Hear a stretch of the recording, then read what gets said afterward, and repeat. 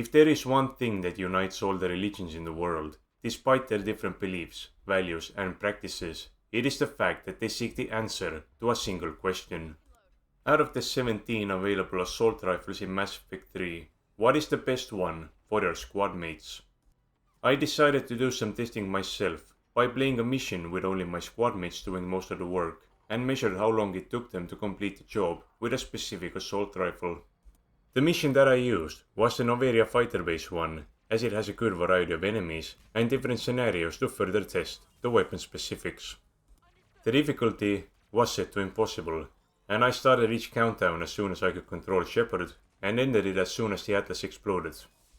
I will also be offering a separate counter for the Atlas kill. For my squad mates, I used Garrus and Ashley, who have the highest gun damage boosts available. Garrus can get up to 150% extra assault rifle damage, along with a 30% weapon damage boost to armored and unarmored targets. Ashley can get up to 135% assault rifle damage, along with an extra 15% damage against health and a 16% damage boost against shields. Both of them were also using outfits that increased their weapon damage by an extra 25%. It has to be mentioned though that enemy AI is somewhat unpredictable, and friendly AI is horseshit, which made consistent testing quite difficult. I did, however, try my best at doing the mission the exact same way with all the weapons for the sake of consistency. You can divide the level into 5 parts, and here is a rough description on how I handled each of them. The opening bit on the landing pad, where you face Centurions and Assault Troopers. Here, I positioned Ashley and Garrus near the starting spot, and had Garrus flank the enemy when they started digging in. The fight at the control room consisting entirely of Assault Troopers. I had both Ashley and Garrus hide behind the first bit of cover when you entered the room from the inside. Then I moved around the troopers to the rear entrance, causing them to run to the squadmates' field of fire. It was a reliable way to test concentrated fire on close targets. Defending the squadmate with Assault Troopers, Centurions, and a lone Guardian. I had Ashley fix the controls while Garrus and I dug in at the nearest panels. This provided an opportunity to test how the weapon performed in the hands of a single squadmate. Returning to the landing pad and facing Engineers, Assault Troopers, Centurions, and a Nemesis.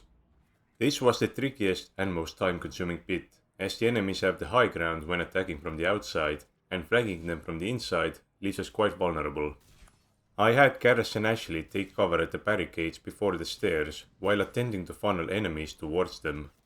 In later tests, I had Garrus take a spot near the upper entrance, though I am not sure if it was faster in the long run.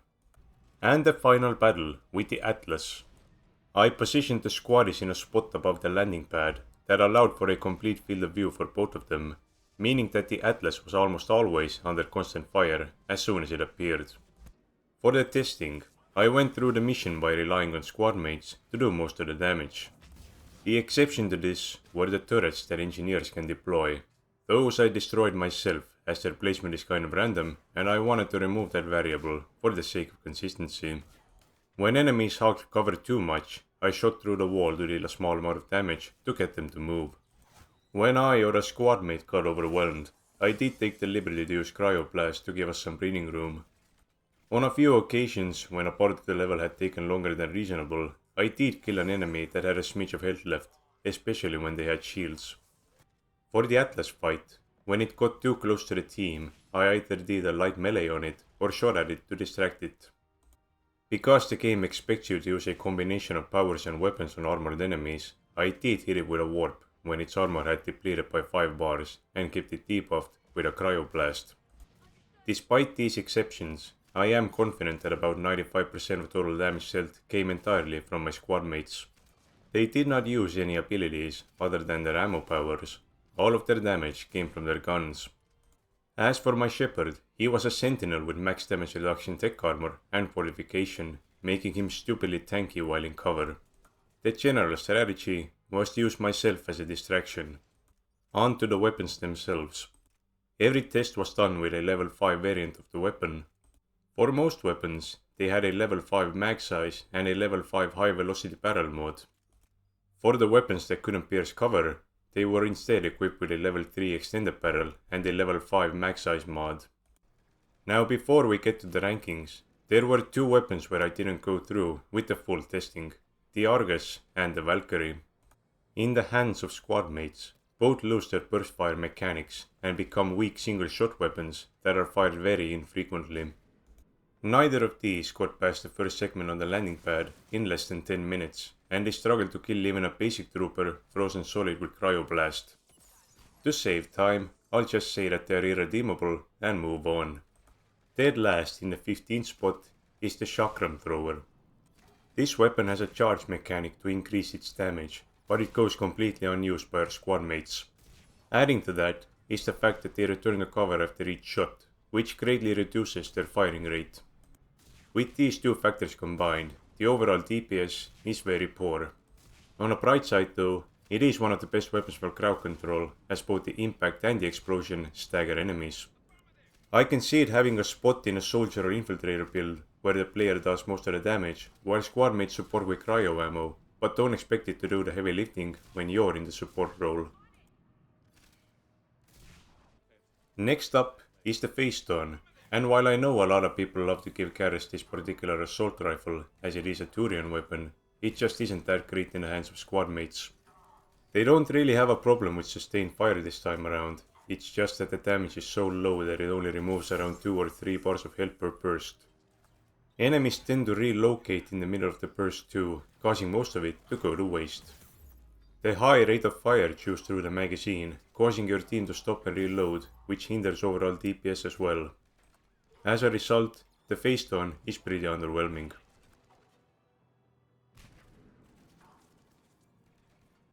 This might be a bit controversial, but the Saber is on the 13th spot.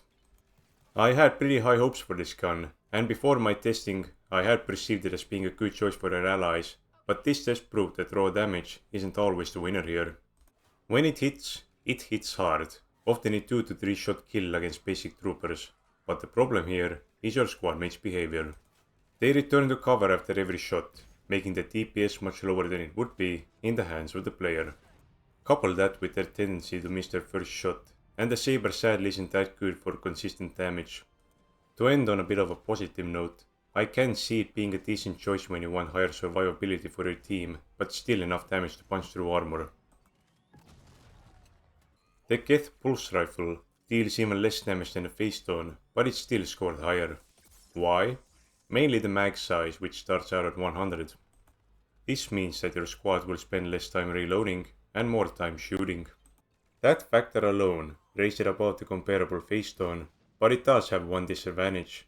The damage is so low that it is easily crippled by armor, even with the high velocity barrel mode. It has the longest Atlas kill timer of all the pierceable ARs, and even the debuffs from Warp and Cryoblast barely seem to do anything. The GPS would likely perform even worse against the Reapers, as they have far more armored enemies. The 11th spot belongs to the Vindicator, and I don't really have too much to say, it's just really generic. It doesn't lose its burst fire functionality like the Valkyrie and Argus. In fact, it sometimes fires 4 or 5 round bursts when wielded by your squad, but it doesn't really make it much better, still about a 3 or 4 per skill on average. Following that mediocrity is the Striker, an explosive weapon with the gimmick of increasing its rate of fire as the trigger is held down, something that squadmates never utilize. As with the Chakram Thrower, this greatly lowers the potential DPS of the Striker, but it's still a bit better on account of the higher mag size and the fact that the users don't return to cover after every shot. It also staggers enemies when they are hit, and sometimes turns them into unidentifiable meat chunks, which makes me happy. Not terrible against basic enemies, but one of the worst weapons against the Atlas, where it was very comparable to the Geth pulse rifle, despite dealing full damage to armor. Just goes to show how much a low rate of fire can hamper a gun. The semi-automatic Mattock is fired in short bursts, and makes unshielded enemies stagger quite frequently, keeping them from going to cover. Shielded enemies though were more of a nuisance, and while it's true for all the previous ARs, it is especially apparent for the Mattock. Against unshielded enemies, it is the best we've had thus far. The cooler, trendier sibling of the Mattock, the Saber Harrier, might be the go-to choice for Platinum solos in multiplayer, but it just doesn't convey the same energy in the hands of your squadmates. It's a lot like its semi-automatic counterpart, but each burst seems to have one or two extra shots to it, which is reflected in their performances. You probably weren't expecting the starting assault rifle to make it to the 7th spot, but yes, the humble Avenger beats the Harrier when it comes to squadmate usage. On paper, the damage and fire rate aren't spectacular, but when compared to the previous weapons, it is fired in much longer bursts, and sometimes your friends don't return to cover after finishing the first one, and instead follow it up with a second one. Pair that with its lightning fast reload, and the Avenger is a surprisingly competent weapon for the people who can be bothered to swap weapons for their squadmates. The gimmick for the particle beam is the increasing damage as the trigger is held down. The initial damage is very low, but increases dramatically after a second or so. Thankfully, this is one weapon quirk that squadmates make full use of. This is also the first weapon on the list that can reliably kill basic enemies with a single burst. Despite the nature of the shots, the particle beam is still capable of penetrating cover with sufficient mods, making the piercing mods a must to make sure the damage increasing effect doesn't go to waste.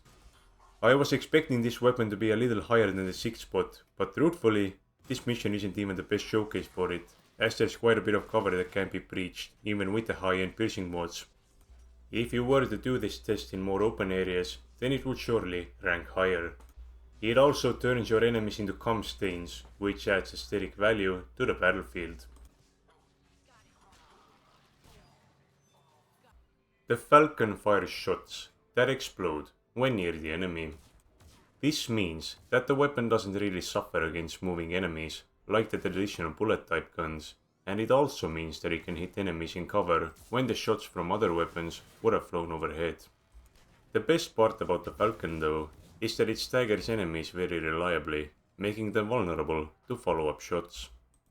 Your squadmates also fire the weapon at a good rate, unlike the Chakram Thrower or the Striker. With these factors considered, the Falcon provides an excellent balance between DPS and crowd control. Even the Atlas was killed 2 times faster than the previous explosive options, which goes to show just how much the Falcon is in an entirely different league. The Revenant is often cited to be among the best options, and this testing confirmed that, though as with the particle beam, I did expect it to be a little higher than the 4th spot it is in now. The weapon has above average DPS, which is counterbalanced by the very high recoil that squadmates don't seem to suffer from. They also fire it in very long bursts, only stopping once the enemy is dead or reaches cover. Now this does lead to more frequent reloads, and since the reload animation for the Revenant is one of the longest in the game, it might explain why it didn't reach the top 3 spots, but it's still an excellent choice that isn't overpowered.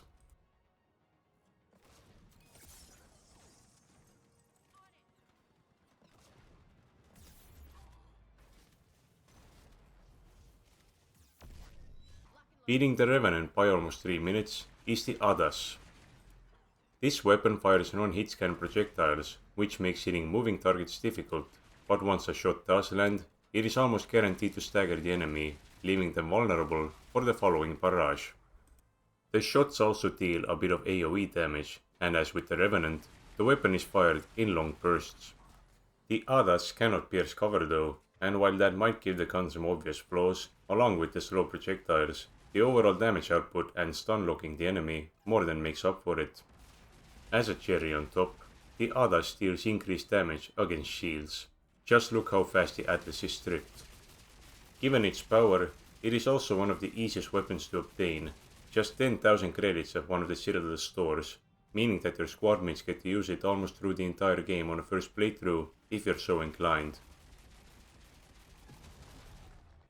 The Lancer being in second place was the biggest surprise to me. The biggest appeal for the weapon is the regenerating ammo that squadmates can get use out of, but it still has the DPS to be one of their best options. They fire in longer bursts, while the overheat mechanic doesn't appear to affect them at all, meaning that they won't waste their time reloading. It's a lot like the Revenant, but without the downside of the frequent and lengthy reloads. The one remaining weapon is honestly in a category all of its own, and that is the Typhoon. Most of you have likely seen the God of Destruction Garrus video, so this shouldn't be a surprise, but what might surprise you are the many hidden features of the gun that aren't entirely obvious. In addition to its ludicrous damage, fire rate and magazine size, the Typhoon is capable of penetrating cover without the need of a piercing mode, but you can still have one to shoot through literal meters of concrete. It deals 2 times more damage when it has reached its maximum fire rate, which happens very frequently as your squadmates treat it as a shoot until they're dead type of gun, like the Revenant. And for whatever reason, it has an additional 50% damage multiplier against armor, shields, and barriers. For the player, this weapon is balanced out by the high recoil and weight, but your squadmates have eaten their porridge and are strong enough to negate that. Also, I am convinced that they don't receive their usual damage penalty when using the Typhoon. Giving this weapon to your squadmates trivializes pretty much every fight in the game. I won't tell you how to play your single player games, but this playstyle removes all the fun and challenge out of the game. How are we losing to the Reapers when stuff like this exists? Again, there is quite a bit of randomness to enemy and squadmate behavior, meaning that you might have entirely different outcomes if you were to run the same test, but hopefully you are now better informed on squadmate assault rifle use and find more enjoyment from the game.